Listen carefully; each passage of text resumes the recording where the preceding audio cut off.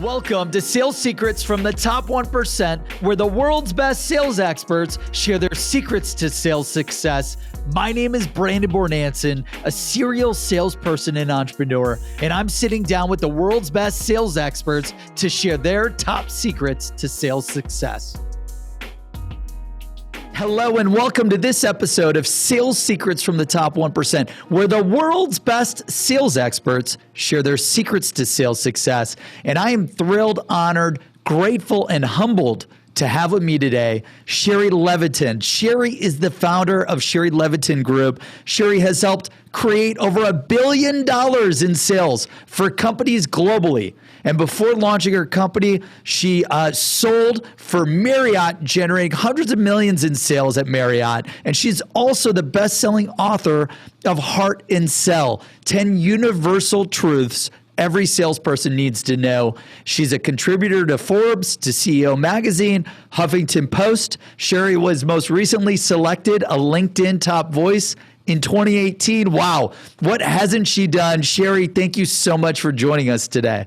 I haven't snowboarded, Brandon. You just said you're a big snowboarder. Oh, come on. What are you live in Park City? Well, I'm a skier. It's sort of like Pilates or yoga. Yeah. One or the other. So I'm a skier and you're a snowboarder. But now, do you like Pilates or yoga? Well, actually, I'm contradicting myself because I've done yoga for 20 years and now I'm doing Pure Barre, which is more like Pilates. Awesome. It's more strength training. So that's amazing. That's amazing. Well, I'll have to come out there and you'll have to teach me skiing then, maybe. Absolutely. Especially with Sundance coming around the corner. But no, so Shari, we're thrilled to have you. I've obviously picked up your book, read the book, The 10 Universal Truths. It's incredible, where we talk about, obviously a lot in the book, the key motivators, how to leverage all the technology, how to build rapport and connect with buyers. But, the audience is dying to know two things. You've got all this sales success and people want to know, who is Shari? Where'd you come from? What's your background? Like, were your parents in sales? Like, how did you get started in sales? Everything about your background, and then where did you work throughout your sales career? What were the successes and failures or leveling up experiences that you had? And then, of course, lastly, everyone's dying to know sales secrets from the Top 1%, where the world's best sales experts share their secrets to sales success. What's your top sales secret for the audience? But let's get started with, your background. Walk us through who Shari is and where you came from. Well, you brought me back before my sales career. You asked if I was the child of parents in sales. Actually, my grandfather was a great salesperson. He sold coats in Germany. And then when my mother was a small child, that's when World War II erupted. And being Jewish, when my mother was 4, she escaped Nazi Germany, moved to Los Angeles. And of course, they were very poor. They didn't speak the language. And that's incredible, by the way. It is. And she tells this story, Brandon, about how when she was a little girl, they had nothing. And her most exciting time was when she realized she could go to a library and get books.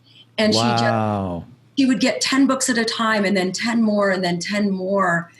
And so really, I'm not from a family of salespeople per se, except for my grandfather, but certainly from my mother's side and my father's side, I'm from a family where learning and growing and developing as a human being, it was life or death.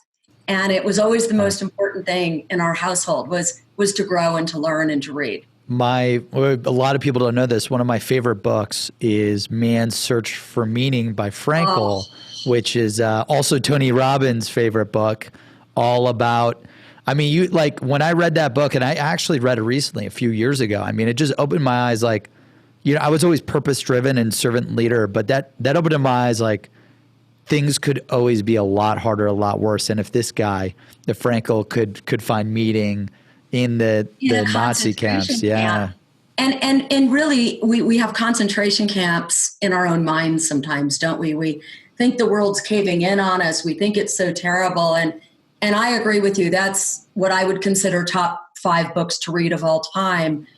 Because whether you're in sales, whether you're in business, no matter who you are, it lets us know that we can't change what happens to us very often, but we can change how we deal and what our attitude is about what happens to us. And there's no better illustration than Man's Search for Meaning. Yeah, and just so the audience knows, so Man's Search for Meaning, it's by Viktor Frankl. Yeah. It was written in 1946, but I'm telling you, like, it's a quick read, and it's also even amazing on audio. Exactly. Highly recommend. So your grandparents leave Germany, and then they come to the U.S.? Yeah, so on my mother's side, and then my mother worked her way to get to Berkeley, and that's where she met my father. Now, my father was the son of a doctor, so he was well-educated and well-to-do. And my mother actually proposed to my father. Oh, wow. So I guess she was a salesperson. She showed him how two could live cheaper than one and put it on a spreadsheet for him. And when she was 18, 19 years old, and so they married, and they're still together. They're in their 80s. They're in great shape. And as we speak, they're vacationing in Hawaii. Wow. So your dad was a doctor, and then my dad's father was a doctor. My father really was more of a finance guy. So he has a law degree and a finance degree. He was chief financial officer for Southern Cal Gas. So I remember That's on awesome. Our family vacations, just to give you an idea, I came from a very driven family. My mother's authored 40 books. She's published 40 books. My brother's published 5 books. So I always had sort of this intense family. That's like crazy. Like, right. That's insane. Like, what? 40 books, 5 books, like.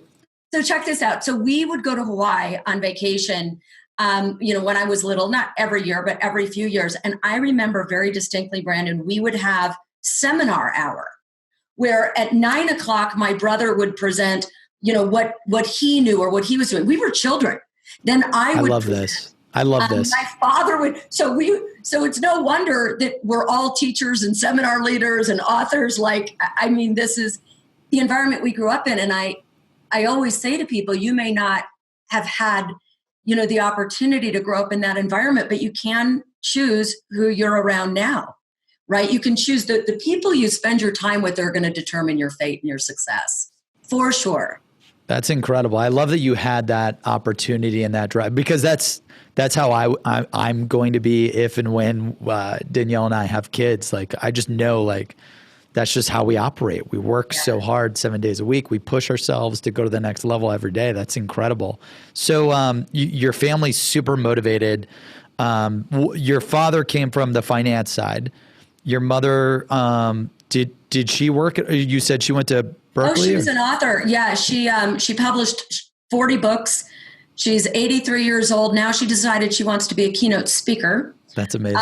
And she's just wrote her 20-year plan at 83. So that's so cool. Did she study writing in school?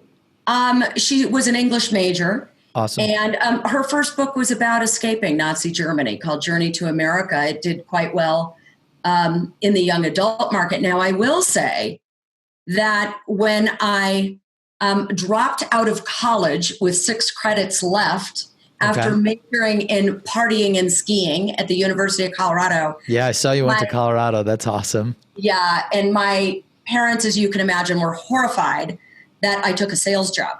I mean, they were like, you don't do that. In our family, you're a doctor or a lawyer or you marry one, right? Like, no, you can't do that. And even back then, it was probably a lot worse to go into like the stipulation of sales. Like, even today, people still think that sales is bad, but was it worse, way worse back then? Like, people. Because I wasn't only selling. So I answered an ad in the paper, and it said, "Foxy ladies summer resort job, like earn $500 a week." And I'm thinking I'm going to be some fancy tour guide, right? Living in the mountains and skiing, not snowboarding yet. And it was a job for, those people that stand in front of supermarkets and invite you to take a timeshare tour. So that was my first job. Awesome. And so I actually started doing it on roller skates and inviting people in to tour these resorts. And this is before, time sharing got, sort of where it is today. And so I was bringing in all these people, and then I actually got into sales and became the top salesperson.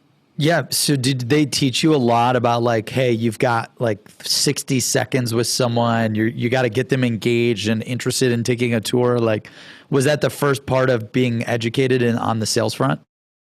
Well, interestingly, I didn't have any sales education until much later. And I think it's important for people to know when I started, when I was on roller skates, I did really well, except that when the snow came, you couldn't really roller skate to get clients. And I don't know why did they decide to keep you guys on roller skates? Like, it's already hard enough to sell. Why force you to sell on roller skates?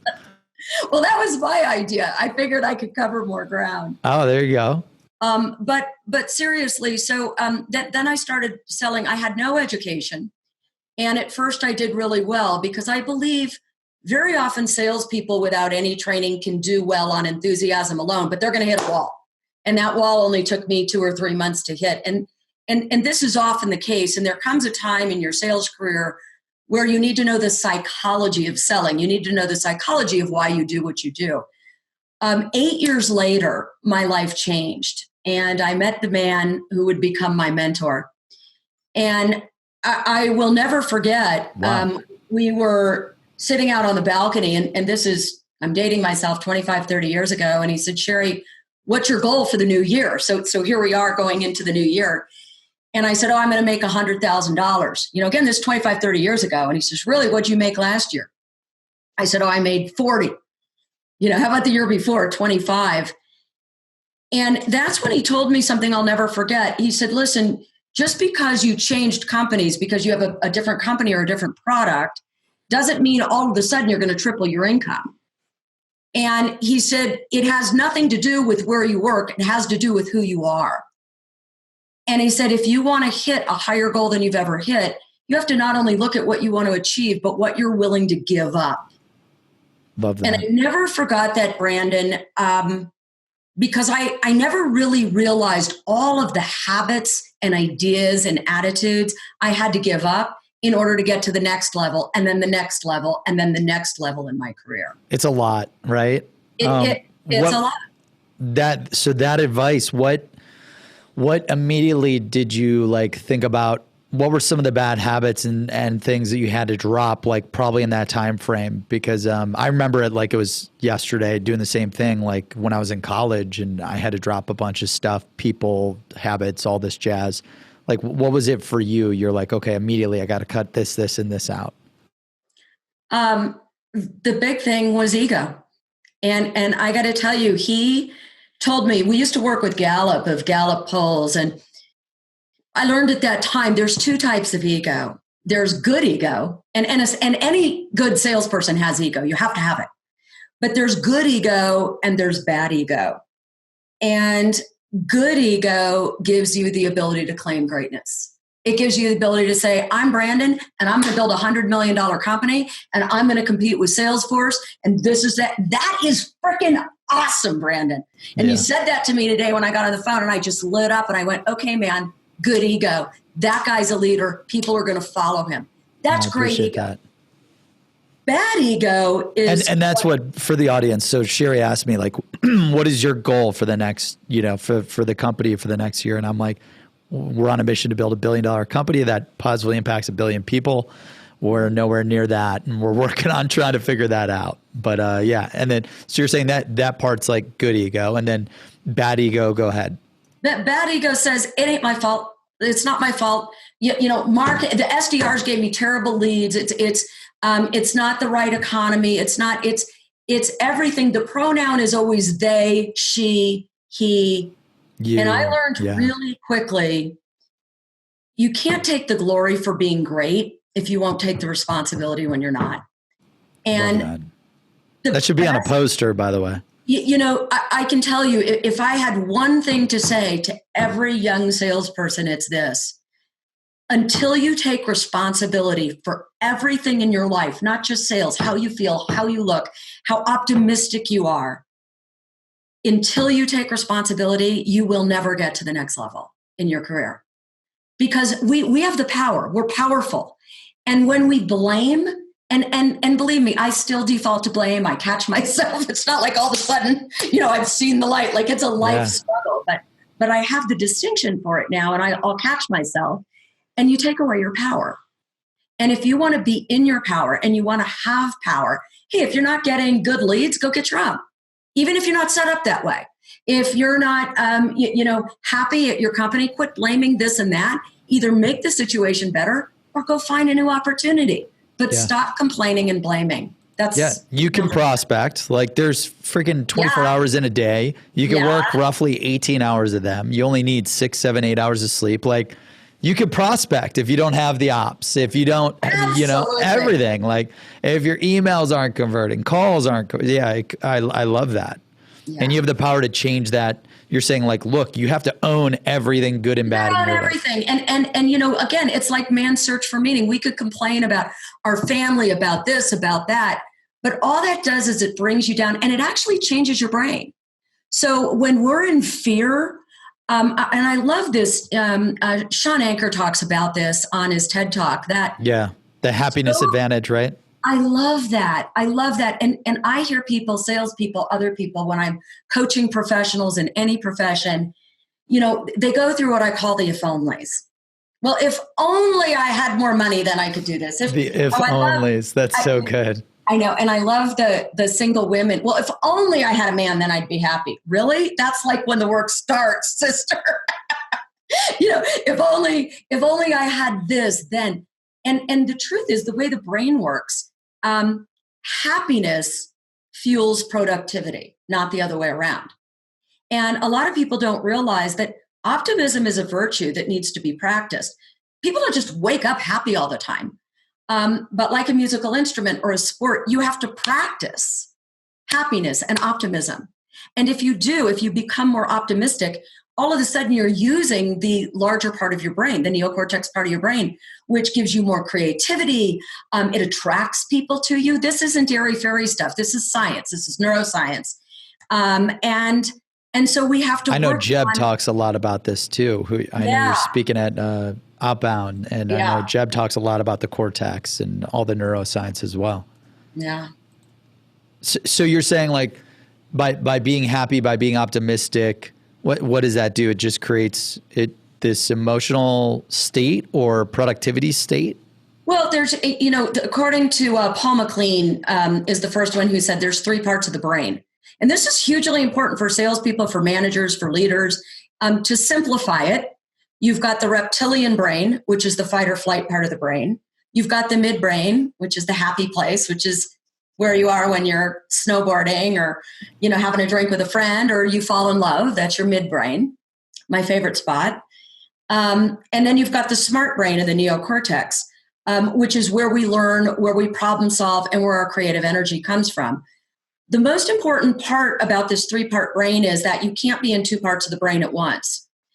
And this makes sense. So if we're in our fear brain, if we're in fight or flight, or what we call the reptilian brain, and when you have the if onlys, it's not my fault, oh my God, I can't pay the rent. When we are in that fear brain, or when your customer feels high pressured and they're in their fear brain, you can't think creatively. Wow. You have to move to that to that neocortex. And to get to the neocortex, the smart brain, you have to pass through the happy place. That's why we always connect and build rapport before we talk about our product. Because if people aren't in it, and there's a psychology to it. So a lot of people have been doing sales steps or sales stages, and they go, oh, make a friend first. Well, there's science to that.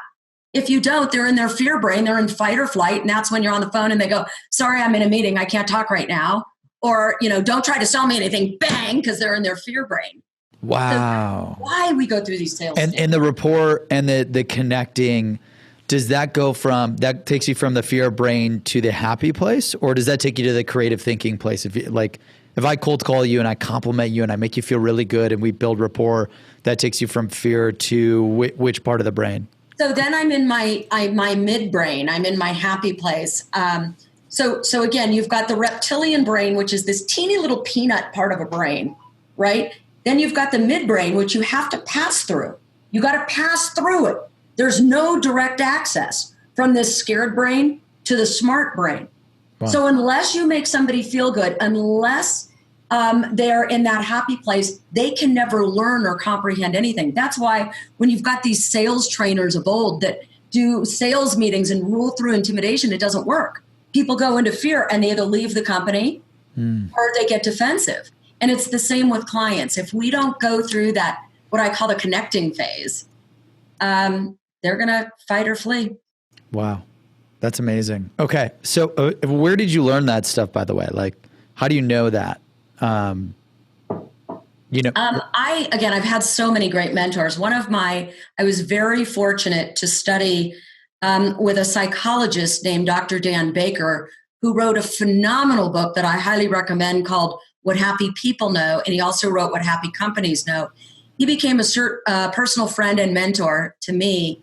And he first wrote about it, I think 15, 20 years ago. It also was made popular by Dan Goleman in Emotional Intelligence. Yep. And so I brought it into the sales world. I started my company 22 years ago, and congrats. It's created a VHS tape of the 3-part brain.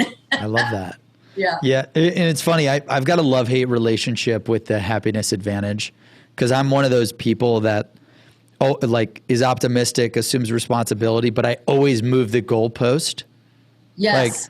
Like right when we hit, building a multi-million-dollar business, I'm like, I got to build a 10. Then after 10, I got to build 100. Then after 100, I got to get to $1 billion. So I'm never and my team is always like, Brandon, you're never happy. Like, you're never happy. You're never satisfied. Like, maybe happy is the wrong word. Like, I'm just so lasered in on the goal, the next goal. Like, what would your advice be for salespeople like me who are kind of always moving the pillar? Like, I'm happy in life, but I'm just so focused on the goal. I don't know. What would your advice be? Because I feel like you studied this. I want to give you a virtual hug because I feel like I'm talking to my brother. Okay. He struggles with this too? No, like you remind me so much of me. Oh, okay. Got it. That's awesome. That's a compliment. All my life. And I would say what that tells me is you have one of five key attributes of being a top performer. One of the keys to being a top performer in anything is something I call drive. And drive isn't, when people with drive hit quota, they go, now what? Now I can do 10% better. I can tell you the majority of mediocre salespeople, they hit quota and they go to the beach, they, go party, whatever, because they made it. But people with this internal drive, you can't help but move the goalposts. Like, I'll bet on a day off, like if you don't work, you're like cleaning the closet or organizing your computer, like you're building or creating something, all the time. I hate not working. Right. I it feels like I'm in jail. It's funny because my fiance is so excited for the holidays, and yes, I'm excited for the holidays, but like I'm not that excited for the holidays. Well, I will tell you another thing Dan Baker told me, and this is great. This was great advice, and this is also in the book. He talks about the triangle of happiness, and I want to change that happiness word to fulfillment, because happiness and fulfillment are different. I'm going to get back to that in a minute, but yeah, I agree. That's a really good statement. I'd like to learn more about that. And to your question about what do I do, know that every time you move the goalpost and you change your expectations, you're closer to getting fulfilled, but you're not happy anymore. Yep. But if I could choose happiness to me is fleeting. Happiness is, had a great massage, had a great date, I had fun at the football game. It's fleeting. Fulfillment is this deep sense of purpose. Yeah, that sounds great. Deep sense of purpose is fulfillment. Yeah, but the triangle, I was going to say, because you said you have a fiance. Yeah, Danielle. Look how you light up when you say her name. Yeah, she's an incredible woman, and I'm blessed, humbled to have her by my side for sure. So one of the things that Dan Baker says is that there's 3 points. Picture a triangle that a person needs to be fulfilled, not happy, fulfilled. And one of the points is sense of purpose. So, of course, we all know the kids that grew up with trust funds and then they're miserable. They become Coke snorting, Ferrari driving. Jail. Right? Yep, exactly. Right. And because very often if something's handed to you and you don't work for it like you are, we don't have this inner sense of purpose. And so on the one part of the triangle, we have to have this strong sense of purpose. The other side of the triangle is relationships. And I believe more than anything in the world, what gives us sustained fulfillment is our relationships with those we love, our new relationships with colleagues that we're working with, all relationships, family, friends.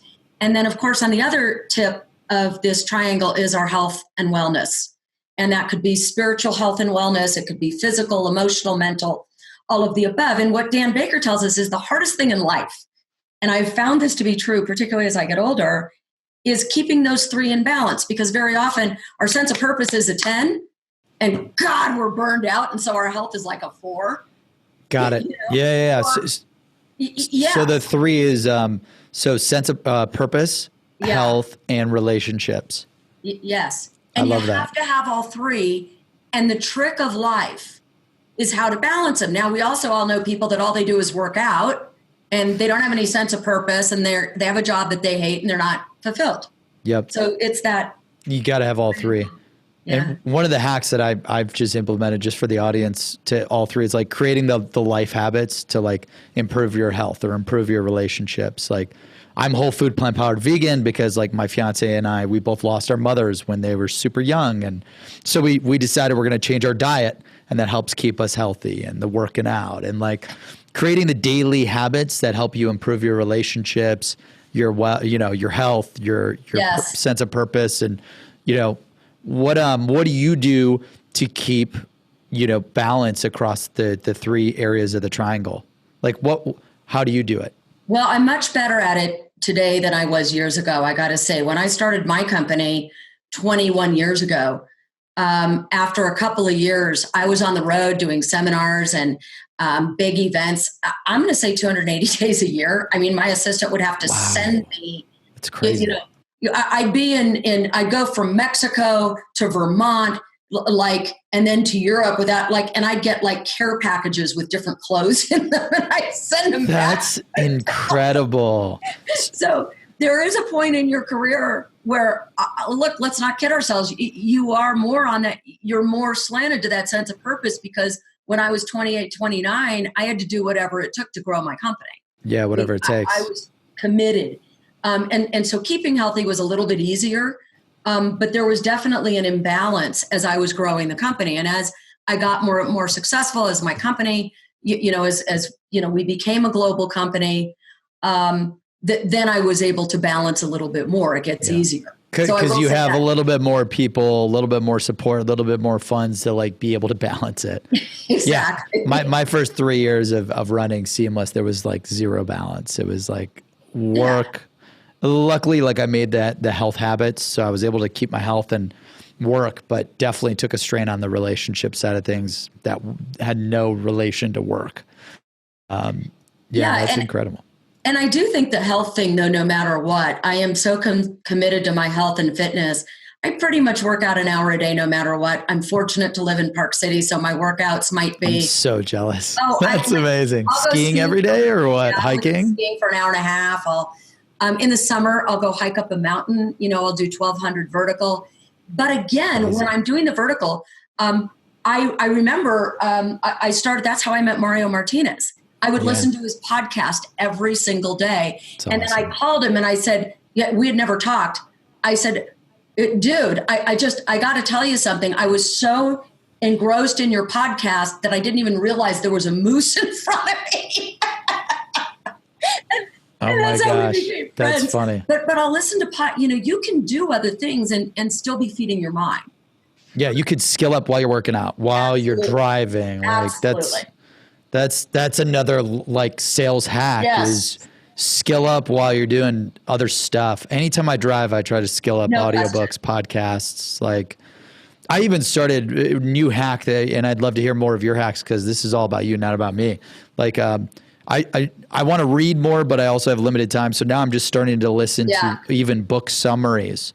Like if there's books that are related to the field, like The Happiness Advantage, but I don't want to read the whole book, but I want to get the core principles. Like now I'm starting to go through book summaries to get the key advantages, see how I could apply that to improving my life. Like, and I'll listen to that while I drive to the work. Yeah. And I just think it's replacing the habits. Like I call it default mode, right? I mean, there's a tendency for us to default into what's easy and what's simple. And the default mode is, oh, I'm in the car, I'm just going to turn on the radio and jam out. I mean, that's good at times, but if that's always your default mode, you're not learning, growing, and developing. Yeah. If, there's a default mode, I come home, people come home, they sit on the couch and they eat Oreos and they watch, whatever. Reality TV or something. Yeah, quite frankly, even the news is pretty, you can get sucked into it like it's a reality show today. Yeah. So you've got to be very careful and protective of your time and what you do and what habits you have. So yeah, for me, I absolutely have to have that fitness. I find I do more with less time when I'm fit. I also take the time to learn new technologies all the time. I used to be one of these salespeople that said, oh, I don't do technology. Well, you know what? Your life gets so much easier when you're using Zoom, when you're using OneMob. I love OneMob as a follow-up tool with customers. Being present on LinkedIn. This year, we've gotten 70% of all new business simply because I put out a LinkedIn video every Monday morning. That's amazing. It's a great way to show yourself off as a thought leader, and to give. Because obviously we've heard the cliche, the more you give, the more you receive, but it's true. You just give your knowledge, but you've got to get knowledge to give knowledge. Yeah, that's a great piece of advice. So yeah, the more you give, the more you get, and you have to get the knowledge to be able to give it. Place. Yeah. That's amazing. The Oreos in the People magazine. So to bring it back to your sales background, because I know we went over a lot. So you were in college, you were selling the timeshares. Yeah. You became gotten out of college. Yeah. Yeah, you became number one quickly in that. Was there a reason, like a secret or a strategy that like? How did you become number one there? And then let's fast forward a little bit to what you do after that, and then the next thing and the next thing. Well, like I said, I had a mentor, and he told me something. He said, "There's 3 goals of any sales presentation." He said, "Make the customer feel better about you after the conversation than before they met, because reputation matters." The second goal was to get a sale. It was the third goal, he said, that'll make you wealthy, and it did. And he said, your third goal is if a customer didn't buy, don't fret, don't get upset. Find out the real reason why, not the made up reason, not the excuse. We had to think about it. We had to, go through procurement, whatever it is. Find out the real reason why, learn from it, and don't make that mistake again. And I am not kidding you, Brandon. If you were in my office right now, from that moment, every time I had a no sale or even a sale, I would write down in one of these books what I learned. I have over 800 of these books, and I don't get rid of them. Now, Wow. Of course, everything's digital, but I still like to write. Yeah. And I learned from my mistakes. And I started distinguishing, and I started distinguishing different sales processes and codifying them. And I found, for example, well, wait a minute, there's really only 6 real reasons people wouldn't purchase anything from anyone. There's 7 key motivators that motivate anyone to do anything. And I started creating these distinctions or systems in my mind. And then I realized this wasn't just the secret to sales, it was the secret to any relationship. Like if I understand that when I'm talking to my 14-year-old son that he's in his fear brain, and that the only way I can get him out of his fear brain is to take one of 3 actions, then all of a sudden I'm a better mom. And if I'm a better mom and I'm a better person, I'm going to be a better salesperson. That life and sales is one and the same. Wow. And because you talk about this in the book, but the 7 motivators, just quickly, can you go over some of those? Yeah. So one of the things I always tell salespeople, and I have a blog out about that this week, is that there's 3 levels of questions we need to ask in a B2B or a B2C sale. And just for fun, I named them, I used to call them 1st, 2nd, and 3rd level questions. Now I call them skin, bone, and heart questions. So a skin question, it uncovers the facts of somebody's situation. So if you're selling software, what are you using now? How many salespeople do you have? Those are all fact questions. And that's good, but it's not going to reveal a motivator for why they'd buy, right? So better salespeople break through the skin and get to the bones. So the bone questions, let's say we're selling software, are the problems that they're having. The very problems you had before you started Seamless. Our salespeople aren't productive enough.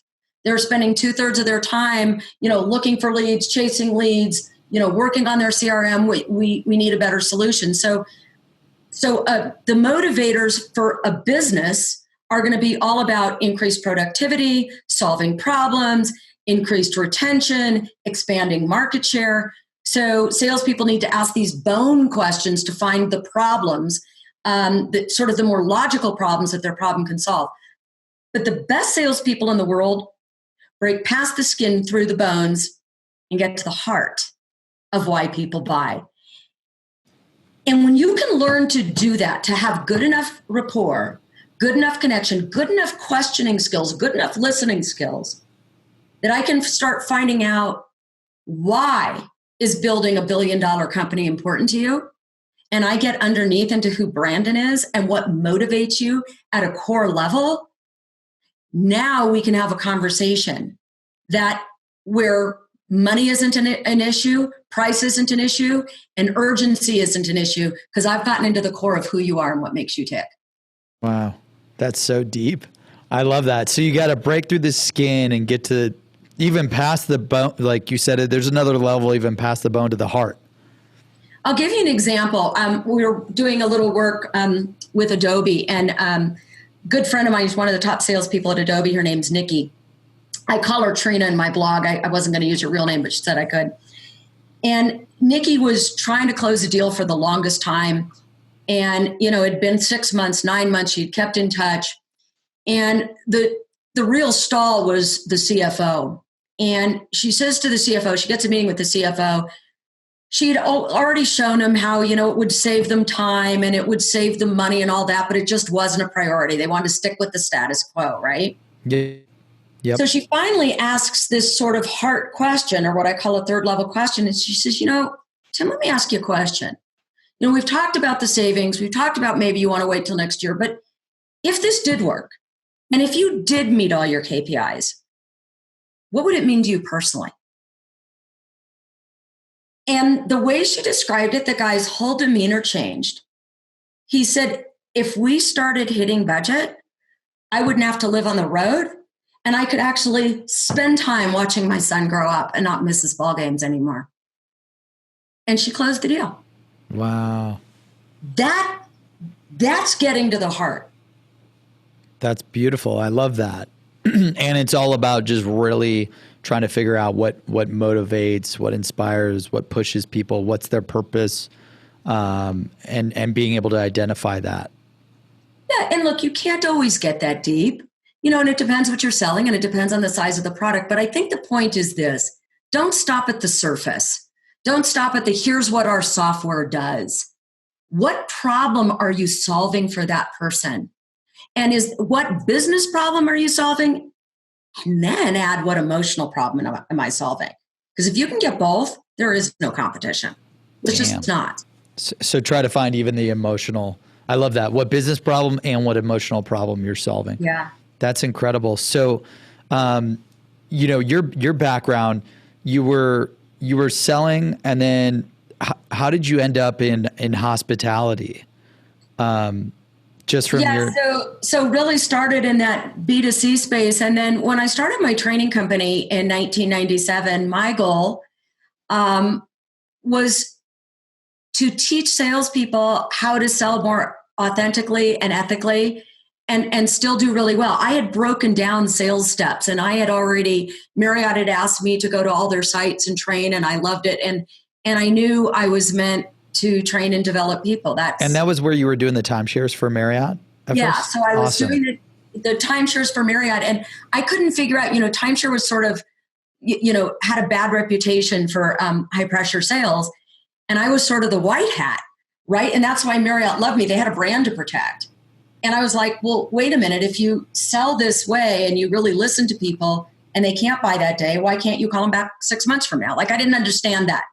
And so I became the top person. And then so when I left Marriott, Four Seasons hired me, Hilton hired me. That's how I started my company. All these big timeshare brands that wanted to maintain their integrity and their brand hired me to come in to say, here's how you can create urgency without pressure. And then from there, once I started the company, of course, we got into all different types of verticals. People would leave and they do everything from, selling that to whatever it was. I mean, I had a guy selling bridges. We had people selling medical devices. And I kept getting emails saying, hey, I'm using your system to sell medical devices, or I'm using your system to sell, I don't know, whatever it was. I just realized that this was a system that transferred. And then as a company, several years later, we found that really one of our greatest skill sets was identifying and distinguishing what top performers did and codifying it. So we started creating these huge, robust training programs that had online with it, that had video with it, and we became a global company. Wow. What was your biggest sales success or learning experience? Well, let's go over both sales success and failure / learning experience, building your company over the past 2 decades. I'm sure you've had a lot, but like if you had to think of like the one thing that changed the game for you and the biggest, sometimes you learn the most from failure, like the biggest failure / experience that you had to go through, like, just because I'm sure the audience is curious to know, like, biggest success, biggest failure from doing this. I'm going to start with my failure because it was such an epic failure and I knew better. But again, that ego demon, man, came back. Oh yeah, that he sits on my shoulder and he goes, "You can do it. You're the best. You can do it." And ego demon came. This was, I'm going to say 8 or 9 years back, so it wasn't that long ago. And we were wildly successful. We were in 40 countries. We'd certified over 500-800 people to train our content. Damn. In a myriad of industries. And online was becoming more prevalent. And I realized that the only way I could sustain, and help our customers that were in different countries was if I had a web presence and some kind of online learning platform. And having zero technology background, I met a nice guy who said he was a CTO and that for $50,000 and in 6 months, he could build a platform. I didn't have to use anybody else's and I'd have proprietary software and then I could be a software mogul. So being in the software space, you're like dying going 50 grand to build a platform.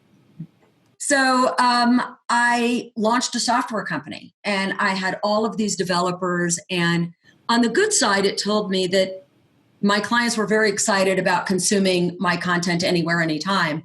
On the bad side, I got into a field I knew nothing about, which you can't do as a CEO or as an entrepreneur. If you're good at selling hot dogs, don't sell rowboats. It wasn't what I could do.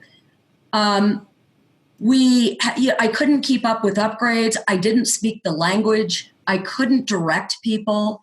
And I hung on too long and it was over a 7-figure loss. It was super painful. On the good side, I think the biggest lesson I'd have for an entrepreneur is and a salesperson is you've got to know when to cut your losses. Because we're like, well, I've worked so hard. I've put so much into it. Hey, you know what? It's not working. Like, you need to admit failure and move on. And that was an epic failure for sure. I think now I'm just much more careful. I ask a lot more questions and I stay true to the markets I'm good in, what I'm good at. I don't try to be all things to all people. Biggest advice I would give a salesperson, know what you're great at, know who your market is, know what you're selling. Don't try to be everything to everybody. If you cast too wide of a net, you get nothing. People want specialists today. They want the best in a thing. And I tried to be all things to all people by controlling the software portion of my company. Yeah, that's tough. And I mean, I get it. I built a technology where I lost millions in the mobile space, and it sucks. And I held on. I worked on building that company for like 3.5 years. And you can't get that time back, unfortunately. It's hard to determine when to quit or stick with it. I could have done the same with Seamless, because every year was like make or break, and we tried to build the search engine. And the first year we made some progress, but we didn't build it right. Then we had to rebuild it the second year. Same thing. Built it for a year, didn't build it right for scale. And then I had to do a third year. It was like make it or break it. This is it or I'm out. And luckily we learned from the 2 years prior to apply it, and then we crushed it. But, after, if it didn't work the third time, I was out. It was it's done. How long did you have to deal with that nightmare, you think? It was a couple, 3 years now on the upside. So you were working on building that thing for 3 years. Yeah. I mean, on the upside, we maintained our relationships no matter what. That's good. And that was the most important thing, because at the end of the day, your relationships in life and in business are everything. So the losses were my losses, not my customers' losses. Yep. And many of them are big customers today. Yep. And certainly relationships. So, and I don't look at anything as really a failure, because God, you learn so much from failure. Oh, dude. The most I learn is from failure, I feel like. And then you said you've got 800 salespeople certified and resellers and all of this jazz. And I don't know if this ties into your secret, right? Sales secrets from the top 1%. What's your top sales secret? But maybe it does, maybe it doesn't. How did you do that? What is the secret to, because you kind of built this rocket ship over the past 2 decades. What was the biggest thing that drove that? Well, I think I always like to make a distinction. A lot of people say, oh, you're a sales trainer, you're a sales training company. Our whole goal is to transfer our competency into organizations. So I don't want to just come in and be a keynote. I mean, I love doing keynotes.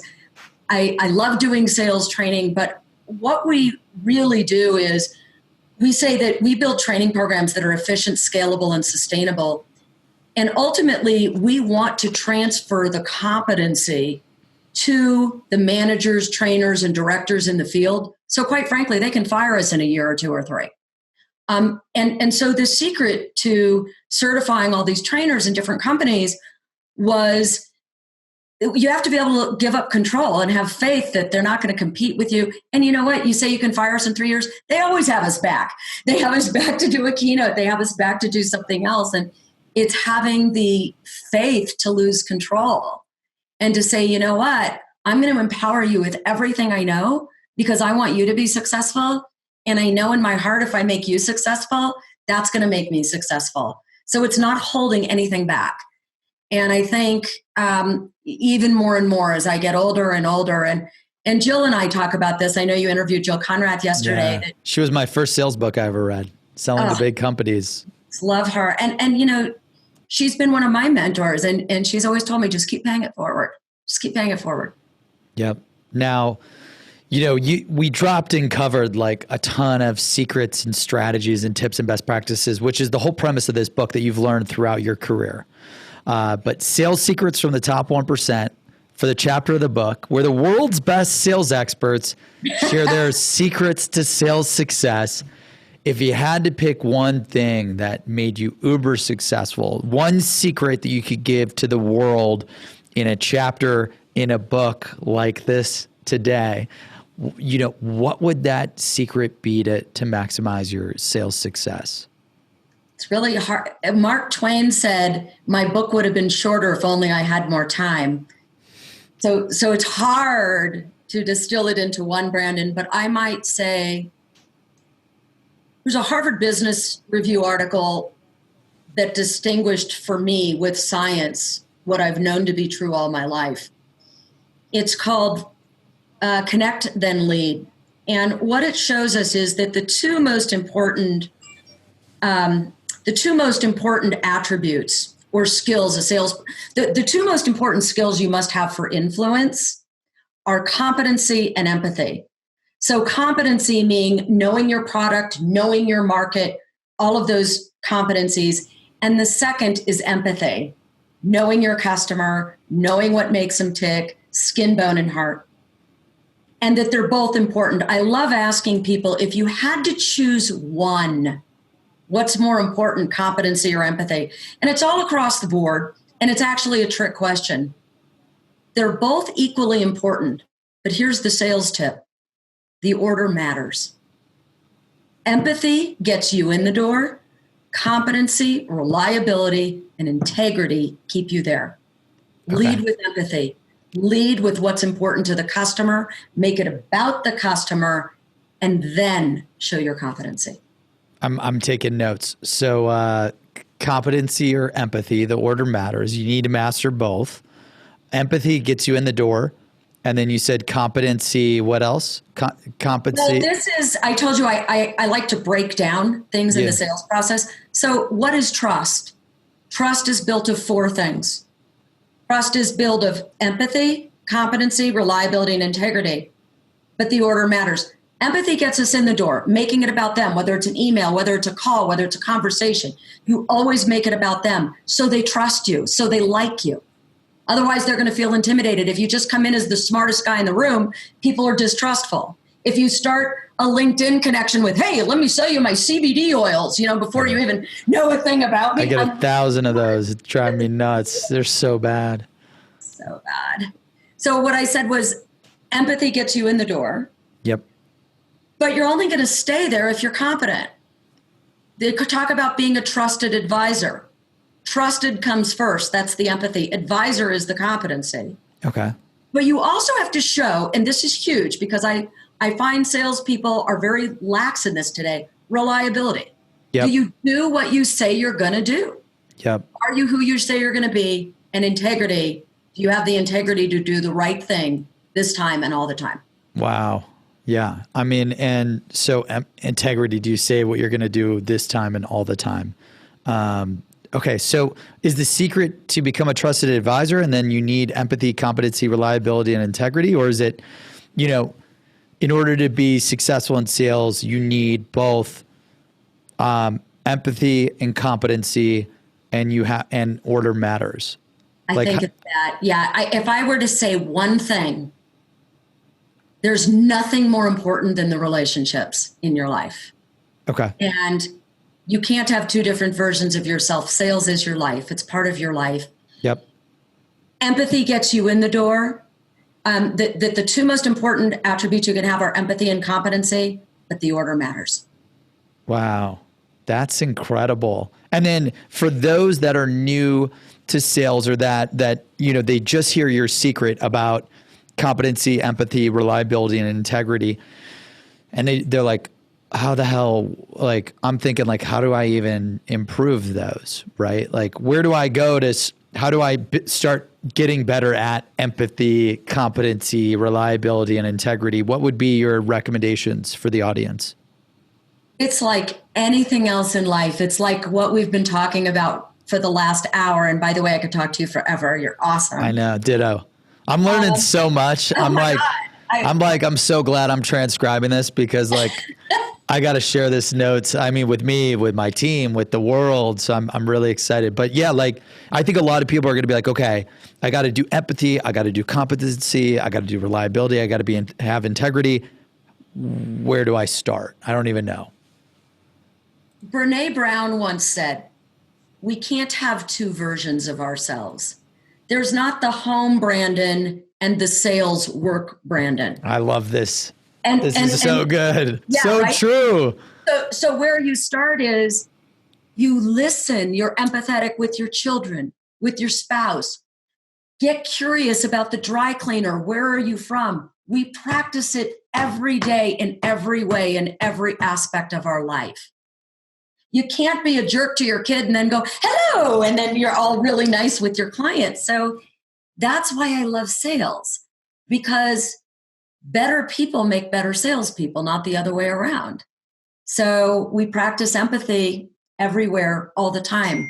And we will fail, but at least we can have a distinction for what it is we did wrong and constantly grow and improve and get ourselves back on track.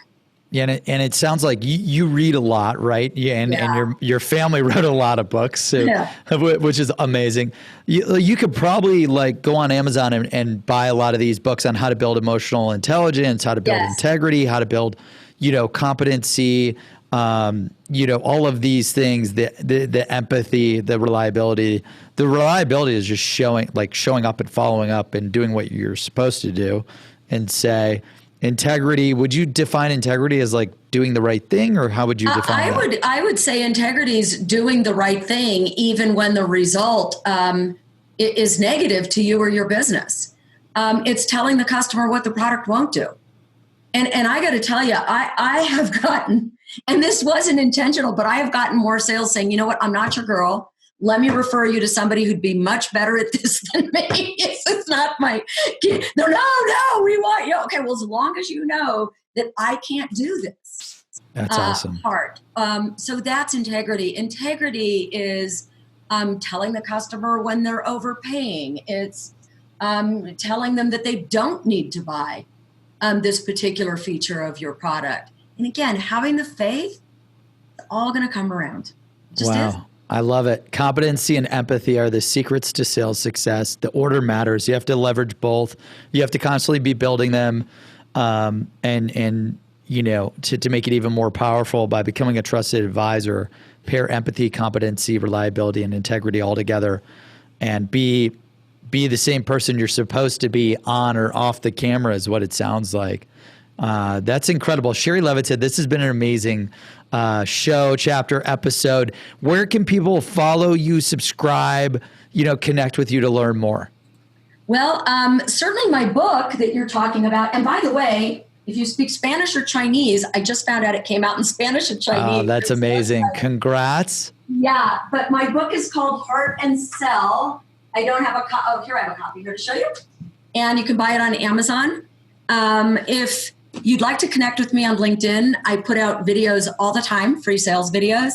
Yeah. And if you'd like to find out about our seminars or keynotes, you can email me at Shari, SHARI, at Shari Levitin, LEVITIN.com.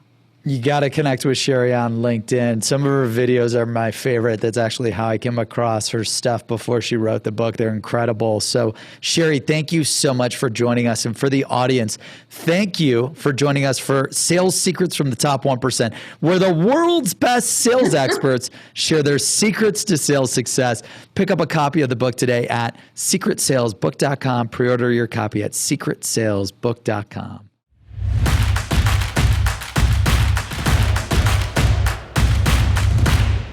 Thank you for tuning into this episode of Sales Secrets from the Top 1%. We release new episodes every Monday and Thursday, so make sure you subscribe on Apple Podcasts, Spotify, and YouTube to never miss an episode.